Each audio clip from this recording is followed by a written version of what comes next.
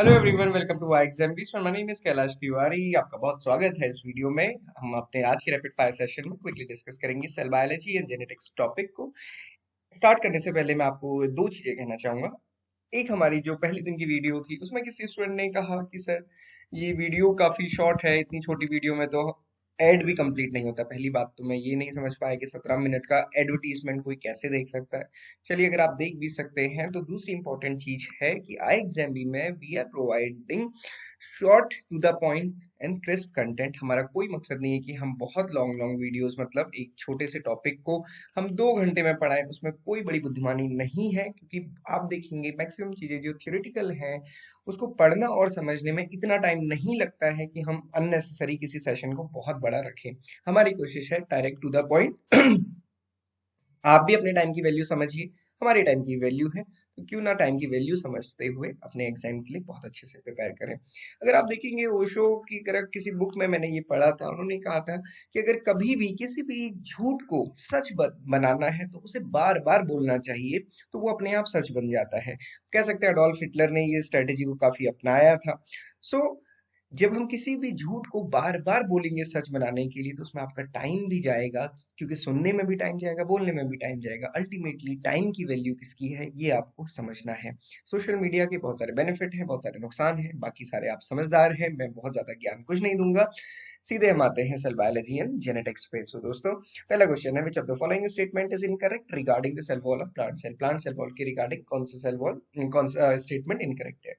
पहला ऑप्शन है cell wall determines the shape and size of cell. बिल्कुल सही बात है, ऐसा होता है। सेकंड ऑप्शन है cell wall is divided into middle lamella.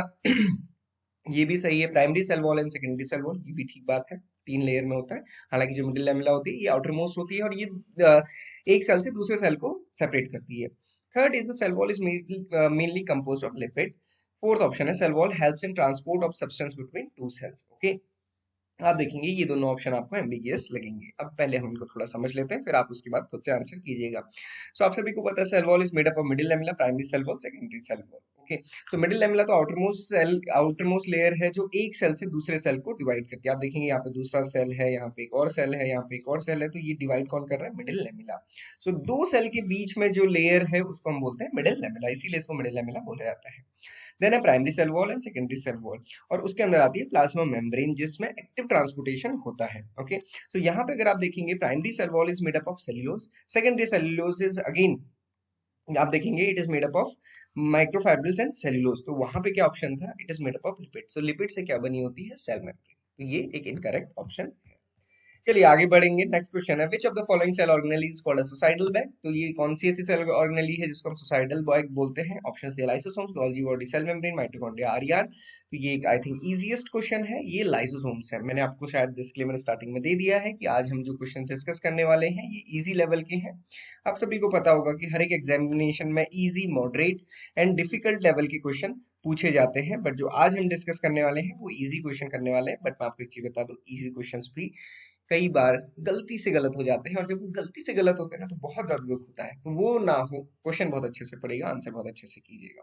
Suicidal bag हम किसे कहते हैं? लाइसोसोम्स को कहते हैं। लाइसोसोम्स में क्या है बेसिकली, ये डाइजेशन के लिए इंपॉर्टेंट होते हैं। They contain the digestive enzymes, और किसी विपरीत परिस्थिति में, या फिर हम कहते हैं कि किसी ऐसी सिचुएशन में जहां पे कि सेल को रहना जरूरी नहीं है क्योंकि वो इन्फेक्शन कॉज कर सकता है, तो वो उसको भी डाइजेस्ट कर देता है। ओके, तो digestion of food material cell by the pinocytosis and the phagocytosis, इससे ये डाइजेस्टिव जो एंजाइम्स है वो प्रोवाइड करता है और ऑटो डिसोल्यूशन का काम भी करता है सेल का, इसीलिए इसको सुसाइडल बैग कहा जाता है। नेक्स्ट क्वेश्चन है, in the animal cell the basic cell membrane consist of. सेल मेम्ब्रेन की बात कही गई है एनिमल सेल में, तो एनिमल सेल में सेल वॉल तो वैसे भी नहीं होती है। प्लांट सेल में आप देखेंगे middle laminar cell wall, primary cell wall, secondary cell wall होती है। एनिमल सेल में कोई सेल वॉल नहीं होती है, सीधे ही सेल मेम्ब्रेन होती है। ये पूछा गया है कि it consist of lipid bilayer, embedded protein, Golgi vesicles, lipid bilayer and the embedded protein, none of the them. So आप देखेंगे लिपिड बाइलेयर तो होती ही है सेल मेम्ब्रेन, उसमें एम्बेडेड प्रोटीन्स भी होती हैं। गोल्गी बॉडी तो एक अलग ऑर्गेनेली है। Fourth option is collective statement, तो fourth option is correct here, lipid bilayer as well as embedded protein. तो आप देखेंगे ये लिपिड बाइलेयर मॉडल है जिसको हम फ्लूइड मोज़ेक मॉडल भी कहते हैं। ओके, आप देखेंगे ये हाइड्रोफिलिक हेड्स हैं, ये हाइड्रोफोबिक टेल्स हैं, और इसके बीच में आप देखेंगे ये इंटीग्रल प्रोटीन्स हैं। यहाँ पे आप देखेंगे ये प्रोटीन चैनल है, जिनको चैनल प्रोटीन भी कहते हैं, जो एक्टिव ट्रांसपोर्टेशन में पार्टिसिपेट करती है। ओके, नेक्स्ट क्वेश्चन है, what is the primary function of the phloem tissue in the plant. ये बहुत इंपॉर्टेंट है क्योंकि आप सभी को पता है जब भी हम ऑर्गन सिस्टम की बात करते हैं तो बेसिक जो structure and function unit of life है वो क्या है, सेल। उससे क्या बनता है, टिश्यू, और टिश्यू के रिपीटिशन से क्या बनता है, ऑर्गन, ऑर्गन की रिपीटिशन से क्या बनता है, एक ऑर्गन सिस्टम। जैसे आप ह्यूमन में देखेंगे तो हमारी जो सबसे smallest structural and functional unit है वो क्या है, सेल। उससे क्या बने, टिश्यू, टिश्यू से क्या बने, ऑर्गन। बहुत सारे ऑर्गन ने मिलकर हमारी बॉडी बनाई जिसको हम ऑर्गन सिस्टम या फिर बॉडी बोलते हैं। यहाँ पे प्लांट की रेफरेंस में बात की गई है। प्लांट में पूछा गया कि फ्लोएम का भैया क्या फंक्शन है, क्या करता है फ्लोएम। ऑप्शन दिए, water transport, nutrient transport, mechanical और द गैस एक्सचेंज। तो अगर आप देखेंगे जो फ्लोएम है ये न्यूट्रिएंट ट्रांसपोर्टेशन या फिर हम कहते हैं जो फूड मटेरियल ट्रांसपोर्टेशन है उसका काम फ्लोएम करता है। Okay, it is responsible for the transportation nutrient, mainly sugar, जो कि प्रोड्यूस होती है लीफ में, और किस प्रोसेस से, फोटोसिंथेसिस की प्रोसेस से। तो फोटोसिंथेसिस की प्रोसेस क्या होती है, लीफ के सरफेस पे, वहां से रेस्ट ऑफ द बॉडी को ये ट्रांसपोर्टेशन होता है। इसीलिए ये जो ट्रांसपोर्टेशन है ये बाई डायरेक्शनल होता है ना, ये दोनों डायरेक्शन में होता है। ओके, नेक्स्ट क्वेश्चन है, in the angiosperm the phloem is made up of which of the element. अब ये पूछा है कि एंजियोस्पर्म में फ्लोएम किसका बना होता है। जो फ्लोएम एक टिश्यू है वो किसका बना हुआ है, companion cells, phloem parenchyma, sieve tubes, A and B, या फिर ऑल ऑफ द अबव। अब आप देखेंगे phloem is made up of companion cell, parenchyma, sieve tubes, तो यहाँ पे all of the above correct है, क्योंकि आप देखेंगे phloem is made up of 4 component basically, जिसमें कि companion cell, parenchyma, phloem fibres तो वहां पे मेंशन था, सीव ट्यूब मेंशन नहीं थी। तो बेसिकली आप देखेंगे phloem is made up of these 4 component. अब आप कहेंगे ये क्यों हम पढ़ रहे हैं, तो अब मैं आपको बता दूं, आपने सिलेबस देखेंगे तो सिलेबस में बॉटनी एंड जूलॉजी के अंदर cell, cell, tissues, organ and organ system topic है, वहां पे ये सारी चीजें इंपॉर्टेंट होती है। FCIG3 में भी आप एग्जामिनेशन में देखेंगे तो ये क्वेश्चन आए हुए हैं। ओके, नेक्स्ट क्वेश्चन है, which plant tissue responsible for the transportation of water mineral from root to the other part of plant. तो अगेन फ्लोएम की हमने बात कर ली, बचा कौन, जाइलम। जाइलम क्या करता है, इसका ट्रांसपोर्टेशन किसका, वाटर एंड मिनरल का, बट मेनली हम देखेंगे तो वाटर के साथ ही जो मिनरल होते हैं तो उसका ट्रांसपोर्टेशन, न्यूट्रिएंट की ट्रांसपोर्टेशन के लिए फ्लोएम काम करता है। नेक्स्ट क्वेश्चन है, what is the function of meristem tissue in the plants. तो मेरिस्टेमेटिक टिश्यूज का क्या रोल होता है कई बार क्वेश्चन ये भी पूछा जाता है कि जो मेरिस्टेमेटिक पार्ट है वहां पे जो सेल है उसमें कौन सी प्रोसेस होती है, फिर आंसर इसका चेंज हो जाएगा। पहले हम देखते हैं कि फंक्शन क्या है। Okay, so storage and nutrient नहीं, growth in cell division yes, photosynthesis and water absorption. तो यहाँ पे जो मेजर रोल है वो क्या है, ग्रोथ इन सेल डिवीजन का ही। तो मेरिस्टेमेटिक टिश्यू जो है वो किस में पार्टिसिपेट करता है, ग्रोथ में, और वहां पे जो सेल होते हैं वो एक्टिव डिवीजन में होते हैं। इसीलिए जब भी हम देखते हैं सेल डिवीजन को तो हम वहीं से स्टडी करते हैं। ओके, नेक्स्ट क्वेश्चन है, which organelle is involve in the synthesis of the packaging of the protein in the plant cell. तो कौन से ऐसे ऑर्गेनेली है जो प्रोटीन की पैकेजिंग करती है प्लांट सेल में, उसको हम क्या बोलते हैं, गोल्जी एपरेटस या फिर गोल्जी बॉडीज। न्यूक्लियस का काम अगर आप देखेंगे, न्यूक्लियस का काम क्या होता है, जेनेटिक मटेरियल को स्टोर करना क्रोमोसोम्स में। एंडोप्लाज्मिक रेटिकुलम का काम क्या होता है, ER का, बेसिकली प्रोटीन सिंथेसिस। और जब प्रोटीन सिंथेसिस होती है तो राइबोसोम्स उसमें अटैच होते हैं, इसीलिए हम इसको RER बोलते हैं, रफ एंडोप्लाज्मिक रेटिकुलम। ओके, और अगर इसमें राइबोसोम्स अटैच नहीं है तो फिर हम इसको स्मूथ एंडोप्लाज्मिक रेटिकुलम बोलते हैं, SER। और ये अल्टीमेटली किसके लिए रिस्पॉन्सिबल है, प्रोटीन फॉर्मेशन के लिए। और जो ग्लाइकोप्रोटीन और बाकी प्रोटीन की पैकेजिंग है वो कौन करता है, गोल्जी एपरेटस। वैक्यूल का क्या रोल है, स्टोरेज का। नेक्स्ट क्वेश्चन है, कौन से इसमें साइंटिस्ट हैं जिन्होंने डिस्कवर किए थे लॉ ऑफ जेनेटिक्स को। तो आपको पता होना चाहिए जो मेंडल साहब थे जिनको फादर ऑफ जेनेटिक्स कहते हैं, उन्होंने अपनी रिसर्च तो 1956 के टाइम पे ही कंक्लूड कर दी थी। 1966 में उनके पेपर पब्लिश हुए थे, बट उस समय कोई, सॉरी 1856 एंड 1866, उस समय इसको कोई नहीं समझ पाया रिसर्च पेपर को। क्यों, क्योंकि वो मैथमेटिशियन थे, स्टैटिशियंस थे, और उन्होंने मैथ्स में ही इसको प्रेजेंट किया था, तो कोई नहीं समझ पाया कि जेनेटिक्स की बात हो गई। अब 1900 में बहुत अच्छे तीन साइंटिस्ट थे जो इंडिपेंडेंटली अपना काम कर रहे थे, और जब वो अपना काम कर रहे थे तो उन्हें पता चला कि ये काम तो ऑलरेडी हो चुका है और मेंडल साहब ने किया है, तो उन्होंने वो क्रेडिट मेंडल साहब को दिया। तो यहाँ पे क्वेश्चन पूछा है कि इन साइंटिस्ट में से कौन से ऐसे साइंटिस्ट है जिन्होंने मेंडल साहब के काम को रिडिस्कवर किया। तो देखेंगे सटन एंड बोवरी, तो Sutton and Boveri is not correct answer. Sutton and Boveri ने क्रोमोसोमल थ्योरी ऑफ इनहेरिटेंस दी थी। जीजे मेंडल साहब की तो बात ही यहाँ पे हो रही है, तो ह्यूगो डी वेराइज यहाँ पे करेक्ट आंसर। रॉबर्ट ब्राउन तो न्यूक्लियस के लिए जिम्मेदार है। उन्होंने उसकी डिस्कवरी की थी। तो 3 साइंटिस्ट थे, Carl Correns, Erich von Tschermak and तीसरे ह्यूगो डी वेराइस। ओके, तो ये 3 साइंटिस्ट थे जिन्होंने डिस्कवरी की जेनेटिक्स की। Next question is which of the following stage not occur in mitosis. Mitosis में कौन सी स्टेज नहीं हो पाती है? बहुत इजी क्वेश्चन है। रिसेंटली आप देखेंगे यूके ट्रिपल एससी का एग्जामिनेशन हुआ, उसमें क्वेश्चन पूछा गया कि जो प्रोफेज 1 की सब स्टेजेस है उनको करेक्ट ऑर्डर में अलाइन कीजिए। तो आपको पता होना चाहिए, सबसे पहले लेप्टोटीन होती है, then zygotene, then pachytene, diplotene and diakinesis. Okay, तो ये ऑर्डर भी आपको पता होना चाहिए। लता जरा पानी दे दो। अब आप पानी चाहे लता से मांगे चाहे ललित से मांगे, ये आपको देखना है, बट आपको इसको करेक्ट ऑर्डर में करके आना है। यहाँ पे क्वेश्चन है कि कौन सी माइटोसिस में नहीं होती है, तो प्रोफेज होती है, मेटाफेज होती है, एनाफेज होती है, जाइगोटीन नहीं होती क्योंकि मियोसिस 1 का पार्ट है। ओके, माइटोसिस में 4 स्टेजेस होती हैं, प्रोफेज, मेटाफेज, एनाफेज, टीलोफेज। यहाँ पे मैं इसको डिस्क्राइब नहीं कर रहा हूँ। कुछ ही दिन पहले मैंने जेनेटिक्स की और सेल डिवीजन पे एक वीडियो बनाई थी 500 क्वेश्चन सीरीज में, बहुत डिटेल में हमने क्वेश्चंस डिस्कस किए थे, वो आप देख सकते हैं। Crossing over takes place in, crossing over कहाँ पे होती है? ये क्वेश्चन थोड़ा सा इंपॉर्टेंट है, इजी इसलिए है कि अब आपको याद हो जाना चाहिए क्योंकि हर एक एग्जामिनेशन में ये पूछा जाता है। कितने बार भी होगा, आप लिख के ले लीजिए, कोई ना कोई क्वेश्चन आपको मियोसिस से जरूर मिलेगा और वो खासकर यहीं से मिलता है, प्रोफेज 1 से। आपने देखा यूपी ट्रिपल एससी में भी आया था, इससे पहले एफसीआई में भी आया था, जितने एग्जामिनेशन उतने में। सो यहाँ पे भी आपको दिख जाएगा क्रॉसिंग ओवर कहाँ पे होती है। तो लेप्टोटीन, जाइगोटीन, पेकाइटीन, डिप्लोटीन, डाइकाइनेसिस। आपको यहाँ पे हमेशा याद रखना है, यहाँ पे सिनेप्सिस होती है, दोनों क्रोमोसोम साथ में आते हैं, यहाँ पे क्रॉसिंग ओवर होती है, उसके बाद यहाँ पे चियाज़ फॉर्मेशन हो जाता है। तो यहाँ पे क्रॉसिंग ओवर की बात की गई है, पेकाइटीन इज द करेक्ट आंसर। ऐसे याद रखिएगा, कभी नहीं भूलेंगे। मियोसिस कहाँ होती है? जैसे पहला क्वेश्चन, एक क्वेश्चन था जो एक्टिव सेल एंड डिवीजन की बात मैंने की थी, तो यहाँ पे आप देखेंगे new cells, tip cells, vegetative cells, generative cells. तो अगर आप देखेंगे मियोसिस कहाँ होती है, केवल और केवल जनरेटिव सेल में। टिप सेल, वेजिटेटिव सेल से कोई रोल नहीं है।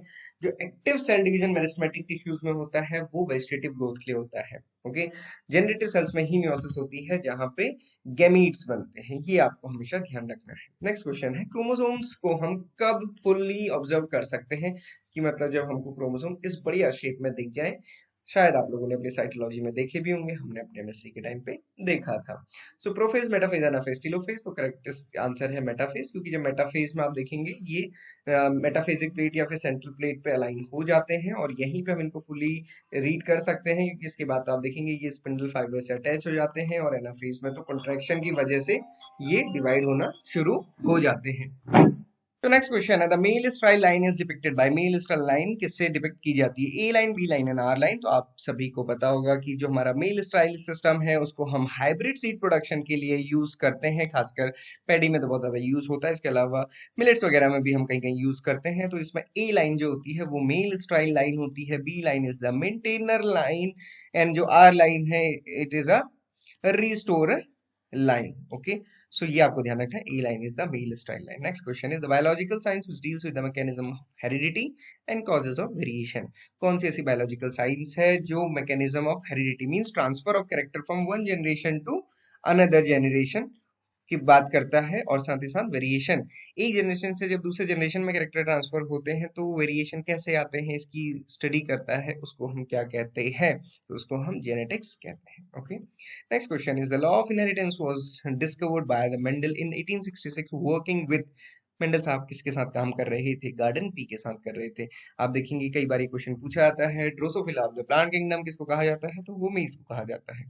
अल्टरनेट फॉर्म ऑफ जीन किसे कहते हैं? अल्टरनेट फॉर्म ऑफ जीन्स हम किसे कहते हैं? एलिल्स को। ओके, सो किसी भी जीन के लिए आप देखेंगे, कोई जीन है जैसे प्लांट हाइट की अगर हम बात करें तो उसकी 2 एलिल होती है, capital T small T. Capital T किसके लिए होती है? टॉलनेस के लिए। स्मॉल टी किसके लिए होती है? ड्वार्फनेस के लिए। अब depending upon the genotype, capital T है तो ये ऑर्गेनिज्म टॉल होगा क्योंकि दोनों ही एलिल सेम है। अगर कैपिटल टी स्मॉल टी है, हेटेरोजाइगोटिक कंडीशन है, बट अगेन क्योंकि डोमिनेंट एलिल अपना इंपैक्ट शो करेगी तो ये टॉल होगा। स्मॉल टी दोनों रिसेसिव हैं, इसलिए ये क्या होगा? ड्वार्फ होगा। ओके, नेक्स्ट क्वेश्चन है, ऑर्गेनिज्म द आउटवर्ड अपीयरेंस, जो जीन एक्सप्रेशन है उसकी आउटवर्ड अपीयरेंस किसी भी ट्रेट की, उसको हम क्या कहते हैं? उसको हम फिनोटाइप कहते हैं। जो आपको दिख रहा है एलील क्या है? This is the gametic combination, या हम कह सकते हैं alternate form of gene. Genotype क्या है? जो एलिलिक कॉम्बिनेशन है पर्टिकुलर इंडिविजुअल है फॉर अ पर्टिकुलर ट्रेट, उसको हम जीनोटाइप कहते हैं। इंडिपेंडेंट असॉर्टमेंट तो डिफरेंट चीज है, आगे उसको देखेंगे। Double standard model of DNA किसने दिया था? शल हल Schleiden and Schwann and the Watson and Crick, correct answer is Watson and Crick. Comment box में मुझे बताइएगा शील्डन एंड स्वान ने कौन सा डिस्कवरी की है। नेक्स्ट क्वेश्चन है sex chromosomes are also known as, sex chromosome को हम क्या कहते हैं? Autosome, allosomes, lysosomes, ribosomes. So autosomes हम बॉडी क्रोमोसोम्स को कहते हैं, या फिर वेजिटेटिव पार्ट को हम कहते हैं। एलोसोम्स हम कहते हैं सेक्स क्रोमोसोम्स को। कमेंट बॉक्स में मुझे बताइएगा राइबोसोम्स का क्या मेजर फंक्शन होता है, ऑल्दो हमने डिस्कस किया, फिर भी बताइएगा। नेक्स्ट क्वेश्चन है which of the following law used to explain the proportion of 3:1 obtained at the F2। कहने का मतलब है कौन सा ऐसा लॉ है जो 3:1 रेशियो देता है F2 में। तो कहने की बात यह है कि मोनो हाइब्रिड क्रॉस की बात की गई है, सिंगल एक ही कैरेक्टर की बात हुई है। लॉ ऑफ डोमिनेंस नहीं होता है। लॉ ऑफ इंडिपेंडेंट असॉर्टमेंट हमेशा एक से ज्यादा कैरेक्टर, दो या दो से ज्यादा कैरेक्टर की बात करता है। लॉ ऑफ सेग्रीगेशन एक ही कैरेक्टर की बात करता है, क्योंकि यहाँ पे हम सेग्रीगेशन ऑफ एलिल या फिर हम कह सकते हैं सेग्रीगेशन ऑफ जीन्स हम यहाँ पे देखते हैं। तो सेग्रीगेशन क्या होता है? डिस्पाइट ऑफ रिमेनिंग टुगेदर, यहाँ पे समझिए, despite of remaining together allele will you know separate or segregate from each other without contaminating each other. This is the law of segregation. Then is the law of Hardy-Weinberg principle. Hardy-Weinberg principle बताइएगा comment box में। Next question is which of the following is a modified Mendelian ratio. Mendel साहब का कौन सा ratio इसमें नहीं है, modified है। सो आप देखेंगे 1:3:1 तो कोई रेशियो होता ही नहीं है। 3:1 is the phenotypic ratio of F2 in monohybrid cross. Okay, 9:3:3:1 is again F2 of the dihybrid cross, और ये कैसा रेशियो है? फिनोटाइपिक रेशियो है। 9:7 this is the modified Mendelian ratio, और ये किस कंडीशन में होता है? एपिस्टेसिस की कंडीशन में होता है। अब आप बताइएगा 9:7 कौन सी टाइप ऑफ एपिस्टेसिस है। 1:2:1 is the genotypic ratio of F2 in case of monohybrid cross. Okay, so आप मुझे ये बताइएगा कि कौन से टाइप का एपिस्टेसिस है। नेक्स्ट क्वेश्चन है मेंडल साहब ने चूज किए dash pair of contrasting character for his study, और उन्होंने जब ऑब्टेन किए in a definite phenotypic ratio in F2 generation of monohybrid cross. तो मोनोहाइब्रिड क्रॉस की अभी हमने बात कर दी है, फिनोटाइपिक रेशियो 3:1 है। तो आप देख सकते हैं 3:1 वाले ऑप्शन कौन से हैं? 3:1। अभी देखिए यहाँ पे इन्होंने किसकी बात की? मोनोहाइब्रिड क्रॉस की। तो 9:3:3:1 किस में आता है? डायहाइब्रिड क्रॉस में। तो मोनोहाइब्रिड में आता है 3:1, 6 नहीं करेक्टर। यहाँ पे कितने करेक्टर पे उन्होंने काम किया था? 7 character. Fourth option is correct है। नेक्स्ट क्वेश्चन है when both the allele of a gene express equally in the heterozygote is known as. मैंने आपको पहले भी समझाया है, लड़का लड़की दोनों डेट पे गए, लड़के ने कहा मुझे चाउमीन खानी है, लड़की ने कहा टिक्की खानी है। दोनों अड़ गए, दोनों ने कहा नहीं मेरी चलेगी, मेरी चलेगी। लास्ट में दोनों को दोनों ही चीजें ऑर्डर करनी पड़ी। क्या है? को डोमिनेंस। किसी भी एक की नहीं, दोनों ने इक्वली एक्सप्रेस किया, दोनों की ही बराबर चली। It is known as the codominance. Codominance example is the A B blood group. A जो एलिल है वो भी पूरा एक्सप्रेस कर रही है, बी एलिल भी पूरा एक्सप्रेस कर रही है। This is the example of codominance. Incomplete dominance का एग्जांपल कमेंट बॉक्स में बताइए। Next question is the process by which chromosome number is same in both daughter cell and the mother cell and also known as the homotypic और the equational division. उसको हम क्या कहते हैं? कहने का मतलब है 2n इक्वल्स टू, अगर किसी ऑर्गेनिज्म में 32 था तो डिवीजन के बाद भी ये 32 ही रहा। होमोटोपिक या इक्वेशनल डिवीजन हुआ है, इसको हम क्या कहते हैं? इसको हम क्या बोलते हैं? माइटोसिस। ओके, मुझे क्वेश्चन के आंसर बताइएगा। इस क्वेश्चन का आंसर बाइनरी फिशन क्यों नहीं हो सकता था? क्यों माइटोसिस इसका करेक्ट आंसर है? So this is all about these questions related to the cell division and the genetics. बहुत इजी क्वेश्चंस हमने लिए हैं बिकॉज वी आर एक्सपेक्टिंग कि बहुत ज्यादा डिफिकल्ट तो पेपर का लेवल नहीं होना चाहिए, और ये क्विकली रिवीजन था। कोई भी डाउट क्वेरी क्वेश्चन आपके जेनेटिक्स से रिलेटेड है जरूर पूछेगा। आगे अभी हम और इसके सेशन से लेकर आएंगे जिसमें डिफिकल्ट क्वेश्चन आएंगे, तो जिन स्टूडेंट्स को क्वेश्चन बहुत इजी लगेंगे उनको आगे के लिए वेट करना है, और साथ ही साथ जो मॉक टेस्ट है वो देने हैं। और कमेंट बॉक्स में मुझे बताइए, मैंने आपको पहले दिन कहा था कि एटलीस्ट 10 मॉक टेस्ट या एटलीस्ट 7 मॉक टेस्ट तो दीजिए। तो आप फुल लेंथ मॉक टेस्ट जिसमें quants, reasoning, English, computer awareness, GA और physics, chemistry, zoology, botany, agriculture सभी कुछ हो, तो आप मुझे बताइए कि ऐसे मॉक टेस्ट आप कितने दे चुके हैं। This is all for today. Thank you everyone for watching this video and have a very great day.